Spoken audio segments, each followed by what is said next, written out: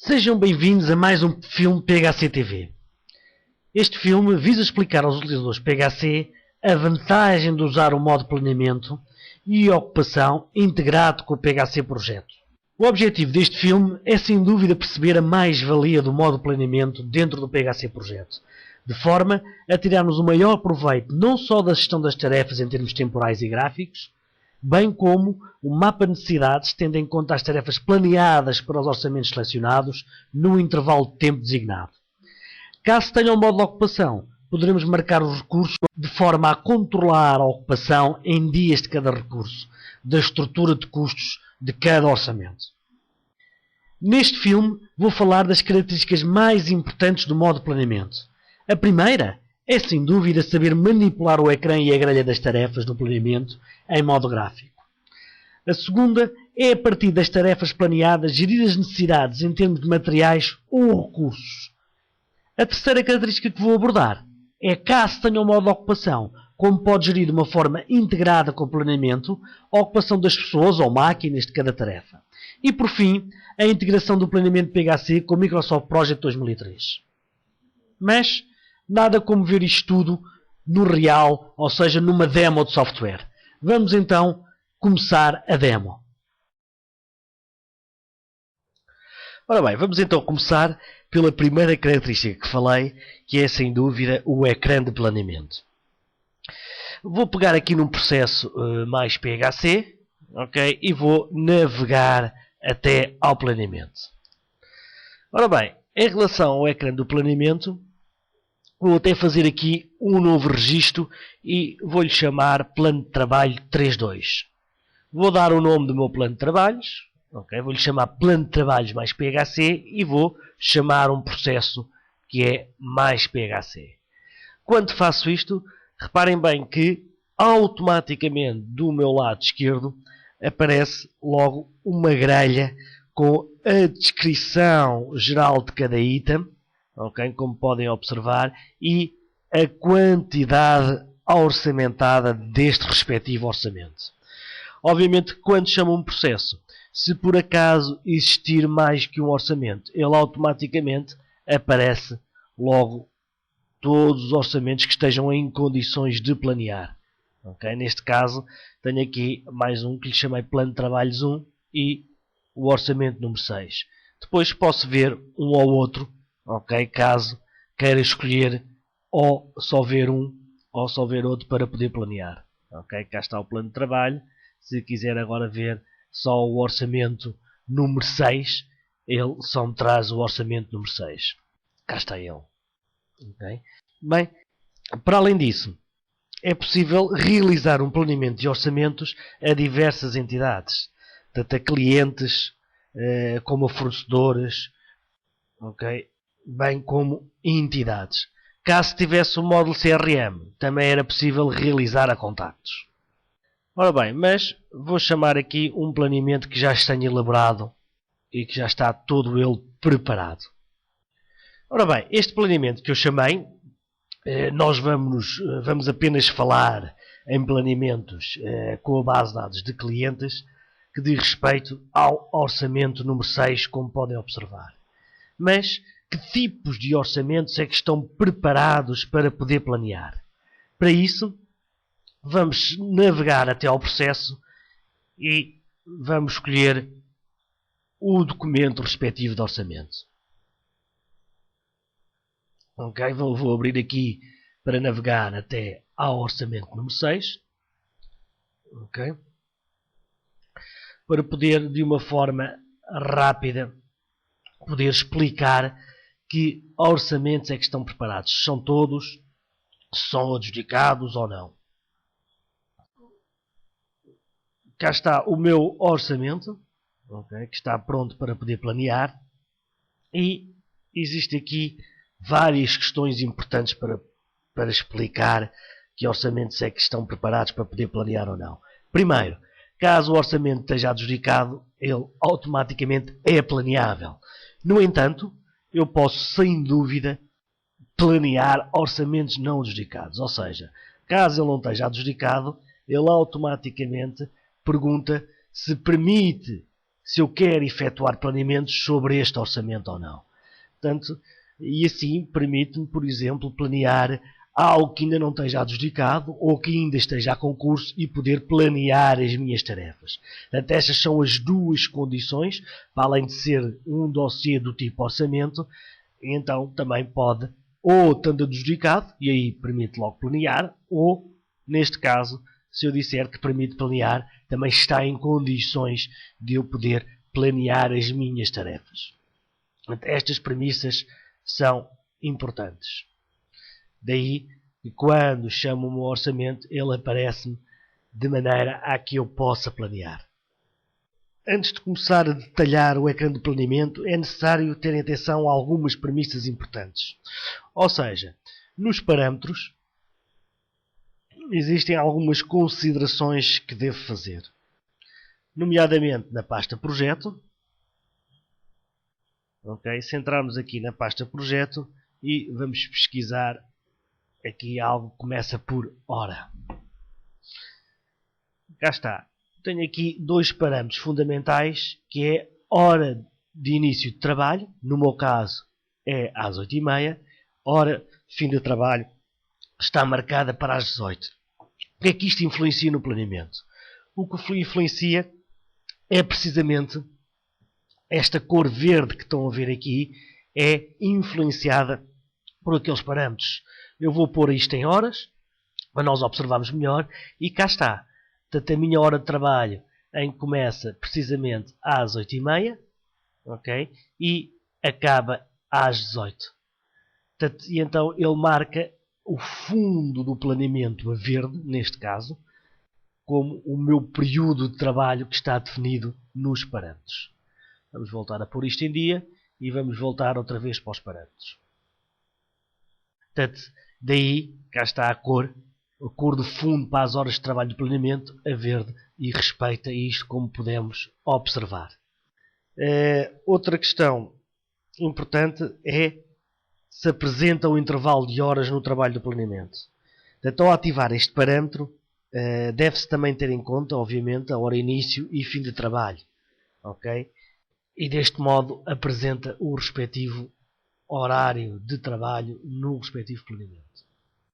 Ora bem, vamos ainda ver aqui outras questões interessantes em relação ao planeamento, que têm a ver com a cor de fundo, quer dos feriados, quer dos fins de semana, okay? Quer do resumo das tarefas. Ora bem, a cor de fundo dos feriados, aqui não há muito a explicar, portanto ele vai ler a tabela de feriados que está previamente definida no sistema. Okay? Portanto, ele vai ler esta tabela de feriados e no planeamento vai colocar nesta cor os respectivos feriados. Bem como as cores de fins de semana irá colocar em amarelo no meu caso. Vamos ver então no planeamento. Cá temos em amarelo os respectivos fins de semana. Okay? E os feriados naquela cor, cá está, 25 de dezembro, o respectivo feriado marcado com esta cor alaranjada, indicando que é feriado. E isto, obviamente, se eu quiser ter este clique, se veja ou não feriados no planeamento. Atenção, que isto é apenas visualmente informativo. No entanto, o próprio planeador pode marcar, arrastar as tarefas, incluindo os fins de semana e os feriados, depende da maneira de trabalhar de cada planeador.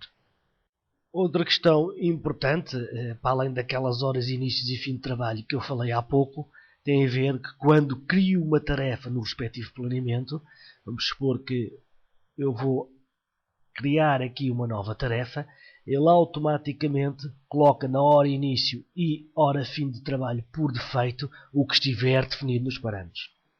Também é importante para automaticamente facilitar a marcação da respectiva tarefa.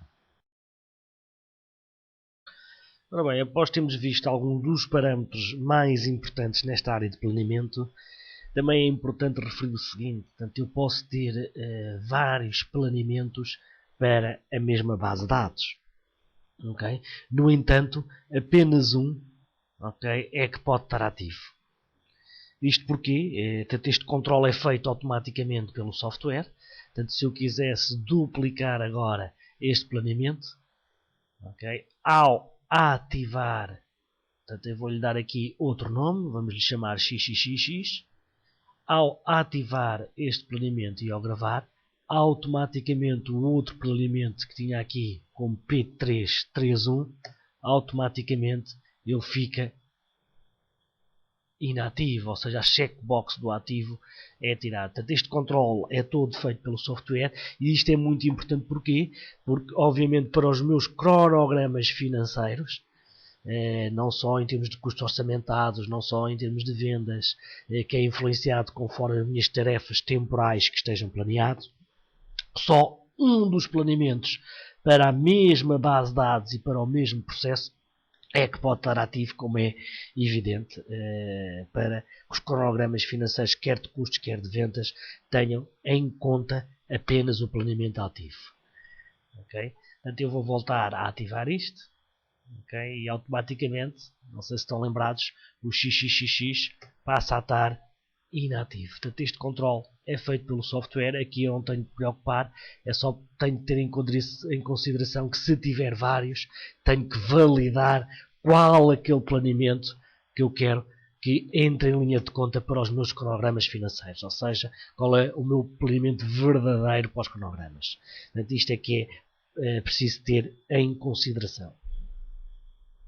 Bem, ao introduzir um novo planeamento, é necessário preencher o código que vai identificar este planeamento e o processo. Okay? Portanto, isto são campos obrigatórios e automaticamente, como já vimos, ele preenche esta grelha do lado esquerdo com o item e o articulado do planeamento, com a descrição e a quantidade respectiva orçamentada.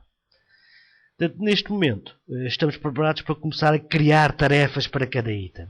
Existem duas maneiras de criar tarefas, ou através do botão novo, okay, que é indicado aqui do lado esquerdo em baixo, ou automaticamente arrastando uma tarefa respectiva. Estas são as duas maneiras de eu criar uma tarefa. Neste caso, vamos começar pelo botão de novo. Portanto, caso escolha o botão de novo, a primeira coisa quando ele dá esta mensagem é que tem que estar posicionado no item respectivo onde quer criar essa tarefa.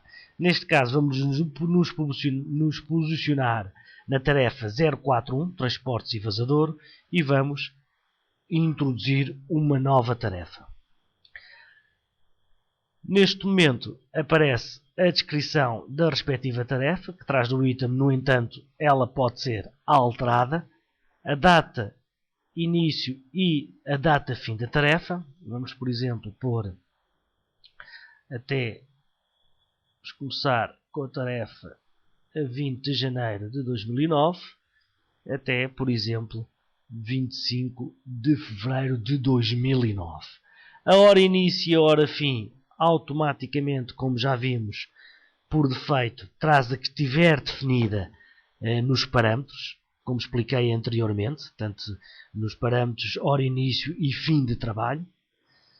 Depois posso ainda definir o alinhamento da descrição dessa tarefa. Ou seja, pode aparecer à esquerda, à direita, sentado e fora da barra. No meu caso, vai aparecer à esquerda. E por fim, podemos escolher o tipo da tarefa. É muito importante, pois este tipo de tarefa vai permitir distinguir no planeamento gráfico que são apresentadas as tarefas em forma de barra, selecionar, por exemplo, qual o tipo de tarefa quer visualizar no planeamento, bem como de uma forma rápida, como já vou mostrar, poder definir ou distinguir se é uma subempreitada ou não. Portanto, eu vou gravar esta tarefa que acabei de executar. Portanto, cá está, ele automaticamente põe esta barra, ok? E neste caso tenho a minha tarefa planeada naquela duração e espaço-tempo no planeamento. Como podemos observar há pouco, eu defini o tipo de tarefa como tarefa base. Isto é fundamental porque posso no próprio ecrã de planeamento distinguir que só quer ver, por exemplo, as tarefas do tipo base. Portanto, ao clicar aqui, aparece-me, cá está a escavação de terras e transporte de terras e avançador. Portanto, só as tarefas em que eu defini que o tipo dela era tipo tarefa base. Se quiser ver, por exemplo, só sobre empreitada, então neste caso, aparece-me aqui a demolição e arranjos como uma subempreitada. Portanto, automaticamente, isto se tiver muitas tarefas definidas no próprio articulado, poder distinguir logo que tipo de tarefa é que quer visualizar no próprio planeamento. Já agora, como estamos a falar no tipo de tarefas, eu vou navegar dando um duplo clique na própria tarefa que criei e aqui no tipo de tarefa posso ter várias premissas, uma tabela de configuração do tipo de tarefas. Portanto, aqui o utilizador pode criar qualquer tipo de tarefa mediante a sua forma de planear e poder definir aqui vários tipos quer de imagens, quer de cores para cada tarefa. Vamos ver isto um pouco mais a detalhe. Ora bem, neste caso, ele pode dizer se utiliza uma imagem a marcar o início e outra imagem a marcar o fim. Ou seja, imagens estas que estão definidas nas opções. Portanto, as imagens para marcar o fim pode ser um triângulo a apontar para baixo, ou um triângulo a apontar para cima, ou o respectivo losango. O mesmo se passa para o fim da tarefa. Ok? Portanto, poder definir que imagens é que aparecem na barra, quer no início, quer no fim. Podemos ainda definir a cor da imagem a marcar no início ou no fim da barra de cada tarefa. Portanto, poder definir aqui qual a cor que quero que essa imagem represente. Okay? Neste caso, estamos a falar da cor do início, okay? Que pode ser azul escuro, azul claro, vermelho, cinzento ou branco, no início, bem como também no fim, poder definir a respectiva cor. Ora bem, neste caso, eu tenho definido na subempreitada que é a verde, okay? Que utiliza uma imagem para marcar o início e o fim. Imagem é essa que é um triângulo a apontar para baixo e no fim da tarefa um losango, um azul claro e outro vermelho. Isto quer dizer que quando este tipo de tarefa é marcada, cá está aquilo que eu acabei de definir. Portanto, a cor é verde, temos um triângulo azul claro a apontar para baixo e no fim da mesma temos um losango vermelho.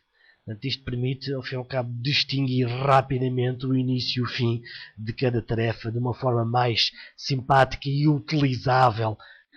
Ora bem, para controlar de uma forma mais rigorosa cada tarefa, posso definir se a mesma tem precedência ou não. Vamos pegar aqui num exemplo concreto, por exemplo, no exemplo da tarefa de demolição e arranjo das áreas envolventes. Neste caso, esta tarefa só faz sentido começar caso a tarefa anterior, que é a de escavação de terra compactas, esteja concluída, ou seja, esteja a 70% do seu fim. Neste caso, vou dar um duplo clique na tarefa de demolições e vou aqui à página Precedências. Ao fazer novo, automaticamente aparece-me um browlist de todas as tarefas em que eu posso dizer que é uma precedência desta.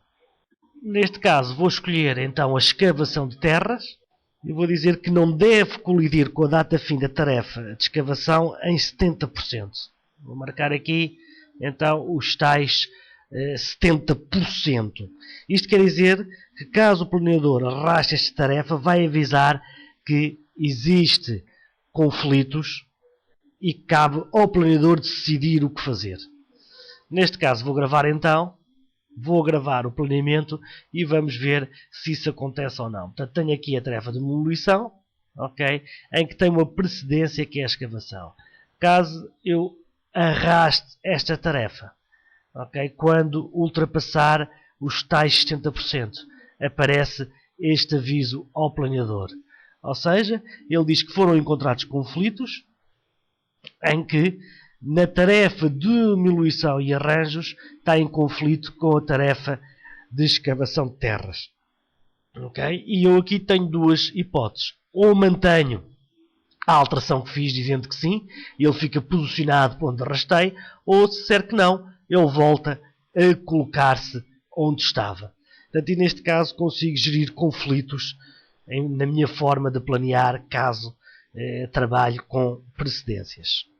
Outra questão importante é, neste caso, a demolição já tem uma precedência que é a escavação de terras. Portanto, se eu voltar aqui à demolição e voltar à precedência, reparamos que tenho aqui a tal escavação de terras, okay, que me indica que tem 70%. Se voltar a chamar as precedências, ele aparece no Brawlist, mas reparem bem que a escavação de terras já não aparece. Okay? Pois não faz sentido porque a mesma já é uma precedência desta. Outro conceito importante tem a ver com o conceito de subtarefa. Okay? Este conceito de subtarefa significa que ao alterar uma data fim ou início de uma tarefa que tenha sido preenchido como uma subtarefa, também será alterado a data início e fim, de forma a manter-se a mesma distância temporal entre as duas tarefas.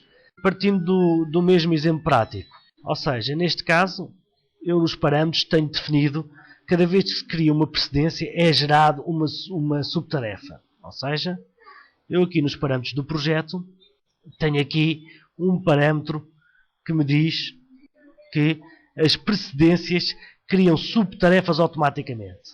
Portanto, reparem bem, ele está ativo. Isto quer dizer que quando eu criei uma precedência para a tarefa de demolição e arranjos, precedência é essa, que é a escavação de terras, automaticamente na escavação de terras criou uma subtarefa que é a demolição. Atenção, que posso não trabalhar assim, portanto, isto depende de como tiver o parâmetro. No meu caso, o que eu estou a dizer é que quando é gerada uma precedência, automaticamente a própria precedência é gerada uma subtarefa dessa. Qual é a vantagem disto? A vantagem é esta. Se eu por acaso agora arrastar, reparem bem, eu tenho aqui a escavação, se arrastar a mesma, vamos ver que a tarefa de baixo acompanha proporcionalmente o mesmo espaço de tempo. Portanto, eu vou voltar a arrastar e reparem bem, a demolição também avançou. Okay? Ou, trabalhando de outra maneira, reparem bem, eu tenho a demolição que começa a 30 de 11 de 2008. E neste caso, a escavação começa a 30 de 10. Neste caso, eu vou avançar aqui, por exemplo, 3 dias. Vou colocar isto em 3 de 10 de 2008 e vou gravar. Ao fazer isto, okay, e ao gravar esta respectiva tarefa, automaticamente a demolição também avançou proporcionalmente o número de dias que avancei com a escavação. Okay, neste caso, se formos ver isto, devemos de reparar que a mesma também avançou. Portanto, e desta forma eu consigo gerir de uma maneira mais fácil os conflitos de quando é que termina uma e começa outra tarefa. Outra característica é o mapa de necessidades. Portanto, o mapa de necessidades pode ser acedido através de uma tarefa. Neste caso, eu vou utilizar o exemplo 03.1 Transporte de Terras e Vasadores. Se clicar aqui do lado direito, podemos ver que uma das opções é, sem dúvida, o mapa de necessidades desta tarefa. No entanto, é preciso ter em consideração uma questão muito importante. É como é que está parametrizado o PHC projeto. Ou seja, se o PHC projeto estiver parametrizado a dizer que utiliza estrutura de custos, portanto, podemos observar aqui, no meu caso, em que eu tenho este parâmetro ativo, portanto, que estou a utilizar, utiliza a estrutura de custos industrial do item. Isto quer dizer que só será tido em conta para o mapa de necessidades uma referência na estrutura de custos e uma tarefa de planeamento associado. Ou seja, neste caso aqui, nesta tarefa transportes e vasadores, se eu for aqui ao meu orçamento, ok, cá tenho ela, transportes e vazador, só será tido em conta para necessidades todas as referências que estiverem na própria estrutura de custos dessa tarefa. Voltando então ao planeamento, clicando aqui do lado direito, vou aceder à opção, mais uma vez, de mapa de necessidades desta tarefa. Portanto, podemos reparar que, por defeito, o mapa de necessidades agrupa os resultados por processo, ok, cá está ele, dossiê e referência. No entanto, ainda será possível separar os resultados do mapa de necessidades por artigo ou tarefas. Portanto, o artigo vai ler campos do fecheiro da tabela de stocks, o item vai ler campos que estejam nas linhas dos dossiês internos, okay? E a tarefa vai ler a campos que esteja disponível no planeamento. Aqui esta opção só se encontra disponível se tiver o modo planeamento. Isto porquê? Porque o mapa de necessidades, posso também tirar o mapa de necessidades não referenciado a uma tarefa, mas de uma forma global, ou seja, aqui na análise global de análises também tenho a opção de mapa de necessidades. Okay? E neste caso posso observar o mapa de necessidades de todas as tarefas respectivas e não apenas de uma única tarefa. Mas vamos voltar ao planeamento. Vou voltar a clicar aqui do lado direito e vou voltar a aceder ao mapa de necessidades, que é o meu exemplo.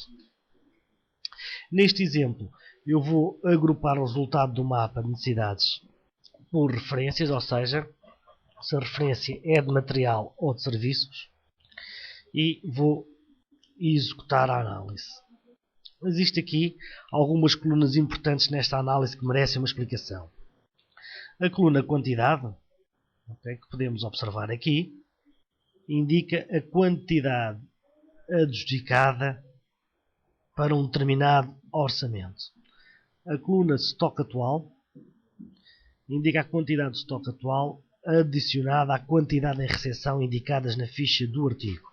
A quantidade encomendada indica a quantidade encomendada de referência para o processo em análise, ou seja, os dossiês internos parametrizados como movimento às reservas de fornecedores nos estoques e ligados ao processo. São filtrados para a quantidade desta coluna. Okay? Já agora só uma observação, só aparece a quantidade que dizem respeito ao processo em causa. Assim, para a referência lubrificantes, que é esta referência que temos aqui, okay, que é a referência ao lubrificantes, a quantidade encomendada é de 760. Vamos observar a ficha deste artigo para vermos em detalhe esta quantidade. Vamos aqui, então, fechar este ecrã. Vamos à gestão de stocks e vamos selecionar esta referência ao lubrificantes para vermos em detalhe. Vou escolher então a referência ao lubrificantes, como aparece ali, cá está ela, ao lubrificantes, e reparamos que no encomendado a fornecedores temos 860. Muito embora, como observámos há pouco, naquela análise de mapa de necessidades apenas me aparece 760. E porquê? Ora bem, vamos então dar aqui um duplo clique para justificar isso. E reparamos que nesta referência existem dois dossiês internos. Portanto, a encomenda a fornecedor número 2, okay, com uma quantidade de 100, e a encomenda a fornecedor número 3 de uma quantidade de 760. Porque é que apenas me aparece a quantidade de 760? Se navegarmos até à encomenda de fornecedor número 2, reparamos que realmente a referência é ao lubrificantes, no entanto, não está associada àquele processo mais PHC, mas sim ao outro.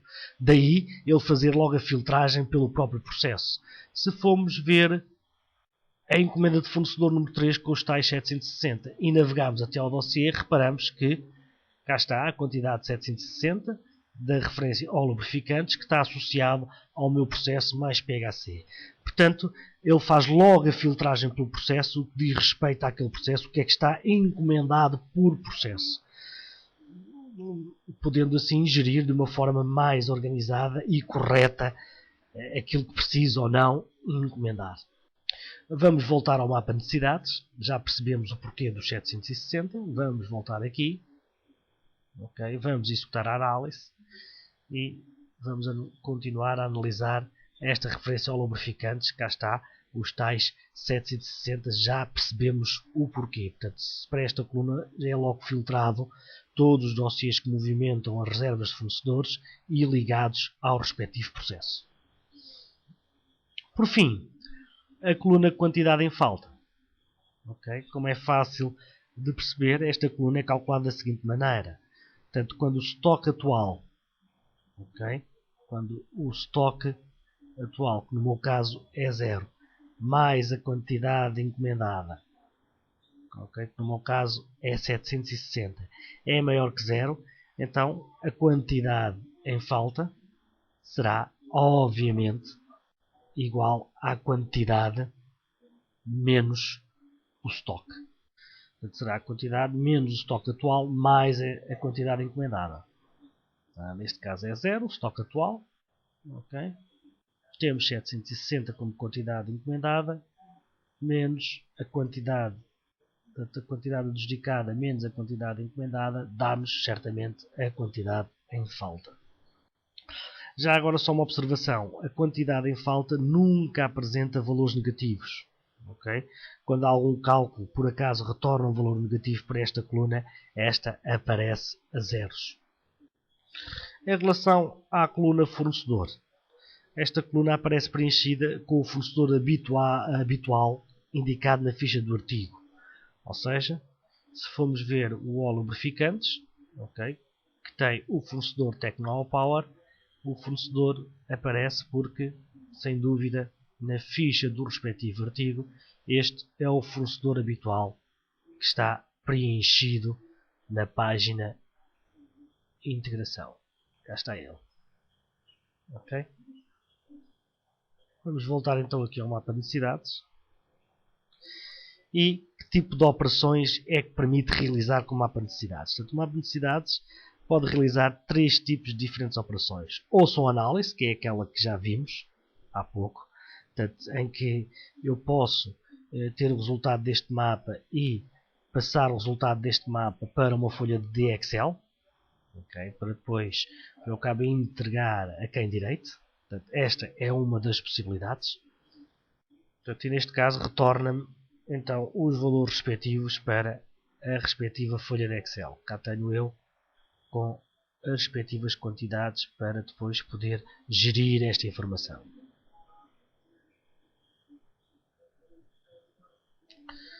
Posso ainda escolher a opção de emissão de resultados num dossiê interno. Portanto, esta funcionalidade vai permitir a cópia das referências do mapa de necessidades para as linhas de qualquer tipo de dossiê. Portanto, se eu fizer OK, portanto, qualquer tipo de dossiê eu posso passar as linhas desta referência. Okay? Como por exemplo, esta opção pode ser utilizada para a emissão do dossiê interno que faz pedido ao armazém. Portanto, esta pode ser uma das ideias. Okay? Que faz pedido ao armazém dos materiais ou recursos necessários para uma determinada obra ou processo. Por fim, ainda existe uma terceira opção, que é emitir os resultados num dossiê de tipo de fornecedores. Portanto, aqui apenas nesta combo box surgem apenas dossiês internos configurados com a base de dados fornecedores. Ao executar esta opção, é apresentado um mapa de necessidades com a opção de emitir um dossiê interno das necessidades do mapa de necessidades que tenham simultaneamente quantidade em falta e fornecedor. Portanto, estas são as duas premissas. Okay? Portanto, se eu, por exemplo, escolher aqui encomendar fornecedor e fizer executar, aparece-me então as referências respectivas. Já agora, mais um pormenor. Neste caso, eu posso alterar, portanto, a quantidade em falta passa a ser editável, para eu poder alterar, emitindo assim mais daquilo que queira ou que pretenda. Portanto, neste caso, vamos supor que eu vou escolher aqui uma quantidade de 10. Okay? Já agora, vai ser emitido um dossiê por cada tipo de fornecedor diferente. Tá? Portanto, neste caso, irão ser emitidos 2 dossiês. Um dossiê fornecedor da Tecnopower e outro dossiê com os fornecedores fichier com as respectivas referências. Vamos então gravar. Okay? E o que neste momento ele vai fazer é emitir os respectivos dossiês. Cá está, ele diz que foram introduzidos 2 dossiês, já sabemos porquê, porque temos 2 fornecedores diferentes, e vamos fazer OK. Neste caso, se eu for ver o dossiê emitido, cá está o respectivo processo que é logo preenchido. Este é o dossiê da Tecnopower, com os lubrificantes com a quantidade em falta, os tais 90. E se for observar o outro dossiê, vamos buscar aqui ao processo. Se for observar o outro dossiê, que era o fichier, vamos reparar que ele junta todas as outras referências que dizem respeito a este respectivo fornecedor com a quantidade em falta respectiva. Okay? E desta forma, eu a partir do mapa de necessidades posso, por exemplo, emitir encomendas a fornecedor para depois tratar, ao fim e ao cabo, de servir os materiais para esta obra. Bem, penso que com esta demonstração ficou clara a importância do mapa de necessidades gerado via planeamento, permitindo sem dúvida uma gestão das tarefas versus os materiais e os recursos necessários para cada processo. Outra característica importante do modo de planeamento, quando integrado com o modo de ocupação, é a possibilidade de gerir recursos ocupados para um determinado período de tempo. Assim, em cada tarefa, desde que tenha um modo de ocupação, aparecem mais 2 opções, que é introduzir a ocupação da respectiva tarefa ou consultar a ocupação da tarefa. No entanto, antes de usar estas 2 opções, é preciso parametrizar no software PHC algumas questões importantes. Nomeadamente, vamos ver aqui nos parâmetros, na pasta ocupação, algumas parametrizações importantes. Esta é uma delas, portanto, ou seja, a ocupação é calculada em dias. É necessário ativar este parâmetro, pois inclui a data início e a data fim da respectiva tarefa. Outra questão é renomear os menus de ocupação de maneira a ajustar à minha necessidade de negócio. No meu caso, o nome de estadias aqui está utilizado para em serviço, portanto, quando eu quero ocupar efetivamente os meus recursos, sejam eles pessoas, equipamentos, viaturas ou outros. E no caso das reservas, eu neste caso coloquei em stand-by, como podia pôr reservado ou qualquer coisa desse género. E o nome para a unidade, utilizei o nome de recursos. É precisamente nesta tabela de recursos onde eu vou associar cada referência de ocupação, portanto dos meus recursos, seja mão de obra, seja equipamentos, ao respectivo recurso.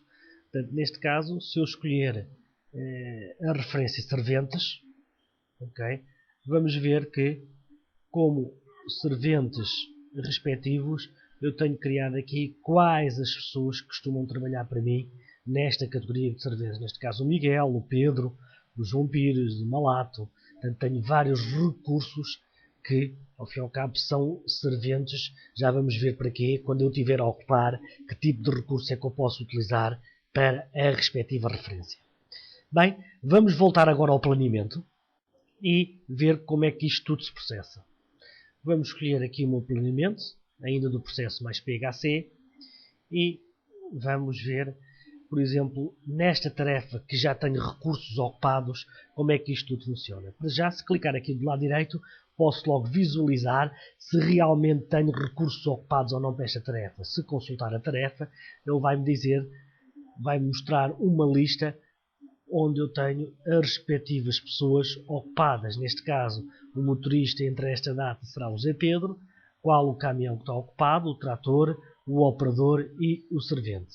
Portanto, ele dá-me logo que recursos é que eu tenho ocupados para esta tarefa.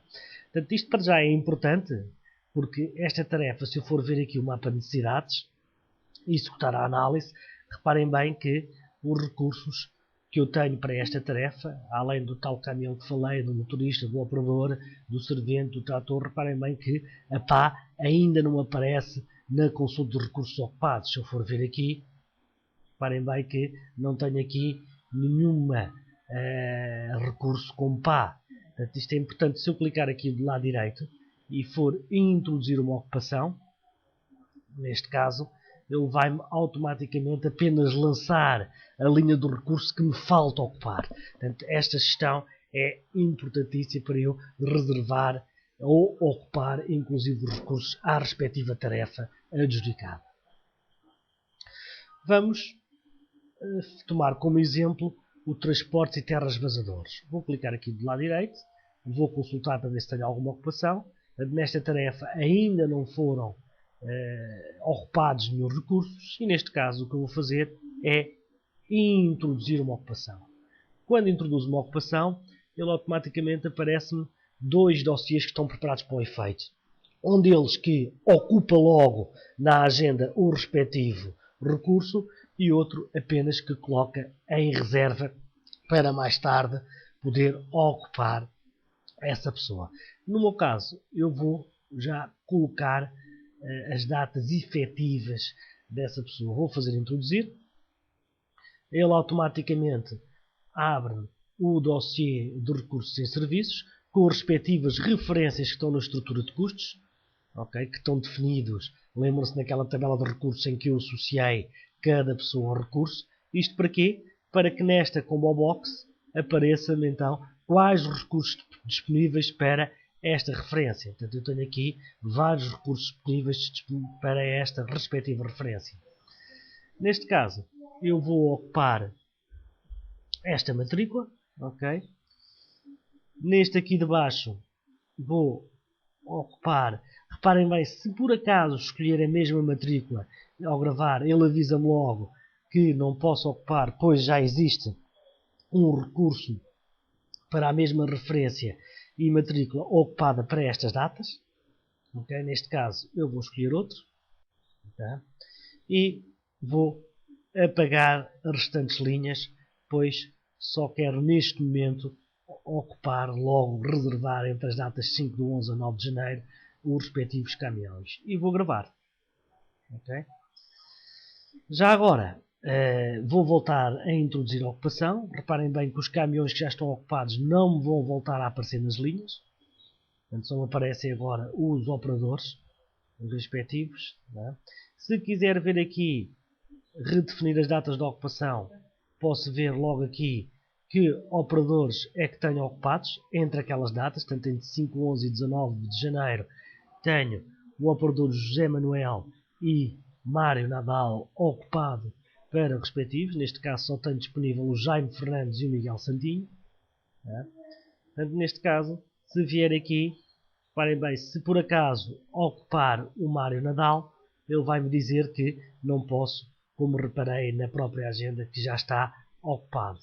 Neste caso, vou escolher o Jaime Fernandes. Tá? Vou voltar a ver a ocupação do Jaime Fernandes, ainda não está nada ocupado. Vou gravar. Vou apagar esta linha e vou gravar. Vou apagar novamente, peço desculpa, e vou gravar novamente. Portanto, vou consultar então que recurso é que tenho ocupado para esta tarefa. E cá está. Neste momento tenho o caminhão e o operador, são os dois recursos ocupados. Okay? Vou voltar ao operador para associar um recurso respectivo.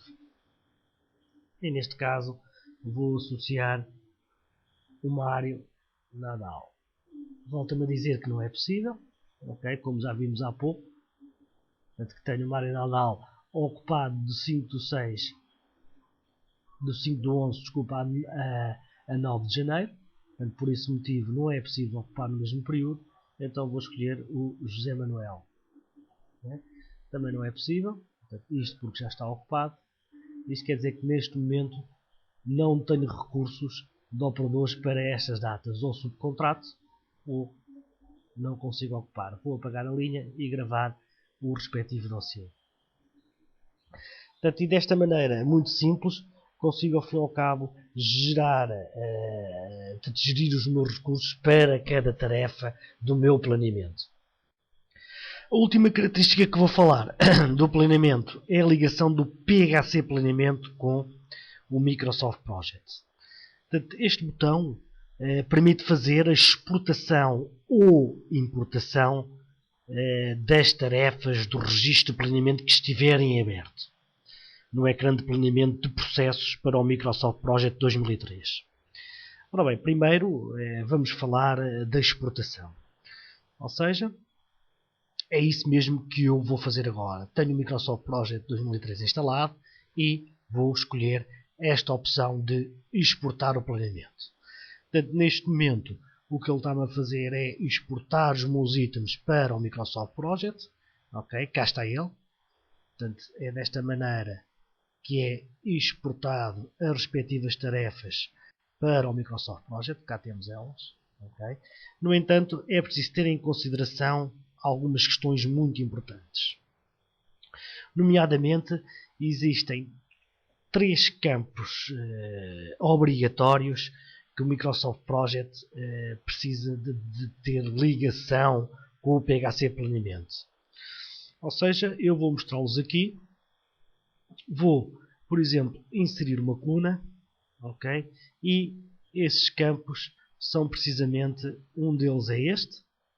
Portanto, este campo 29, portanto, o item PHC text 29 é renomeado quando é exportado para o item do PHC, okay? Portanto, em que é guardado o item que está a ser exportado. Portanto, neste caso, eu vou pôr aqui item como título traço articulado, ok? E vou dizer que vou colocar isto à esquerda, ok? Cá está ele, portanto vou aumentar este campo e cá tenho os itens respectivos do articulado. Outro campo que tem que ter ligação, vou inserir nova coluna, é precisamente o campo text 27. Este campo text 27 é renomeado, como vocês estão a ver, para nm2phc, que guarda o nome do dossiê do item que está a ser exportado. Neste caso, é isso mesmo que eu lhe vou dizer. Vou-lhe chamar documento. Ok? Documento. E vou dizer que pode ser centrado. Ok? E cá tenho eu o campo documento. Portanto, neste caso, como vocês podem reparar, eu tenho 2 tipos de documentos. Um é o orçamento e outro é o plano de trabalhos. Aliás, se eu voltar aqui ao meu planeamento, reparem bem que eu tenho o orçamento número 6 e depois tenho o plano de trabalhos número 1, okay? Que também corresponde ao planeamento que acabei de exportar. Para além disso, ainda existe outro campo. Eu vou inseri-lo aqui. Pode ser aqui. Vou inserir novamente a coluna, que é o text 27. Portanto, este text 27, este já lá está, que é o nome do documento que vimos há pouco. Quero o número do documento. Vamos aqui para baixo, que é o text 28. Portanto, o text 28 é renomeado, como vocês estão a ver, para obra NOPHC, que guarda o número do dossiê interno do item que está a ser exportado. E é isto que eu vou pôr. Vou pôr aqui número TOC. Ok? Portanto, e cá temos, reparem bem que eu disse há pouco que tinha o orçamento número 6 do PHC e o plano de trabalhos número 1. Portanto, cá está os campos que ele está-me a pôr aqui. Okay? Eu vou encolher esta barra para vermos melhor. Portanto, cá temos o tal documento que falei há pouco, que era o text 27. Okay? O número de documento que acabei de pôr, que é o text 28. Okay? Cá está o orçamento número 6 e o plano de trabalhos número 1. O respectivo articulado, que corresponde ao L-item, que é o campo text 29.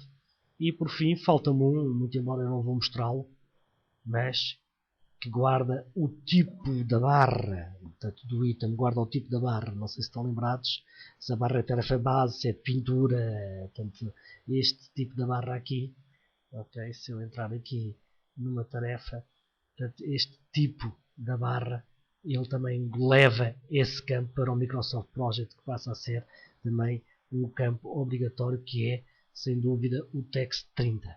Portanto, este campo é o tipo da barra, muito embora para mim não é importante visualizá-lo, mas é só para vocês verem. Cá está o tipo da barra, se é tarefa base, no meu caso 6 bem empreitado e por aí fora. Neste caso eu vou esconder esta coluna, que não me interessa que ela seja visível.